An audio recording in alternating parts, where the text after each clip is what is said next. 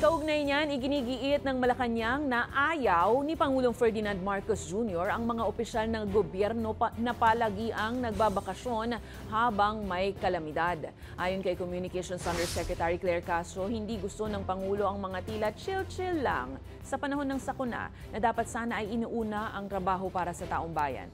Kasalukuyan nga ang iniimbestigahan ng DILG ang iba pang lokal na opisyal na nag-overseas trip sa kabila ng utos na tumutok sa disaster response. Kabilang dito si Isabela Governor Rodolfo Albano III na binatikos sa kanyang komento habang nasa Germany sa gitna ng pananalasa ng super typhoon.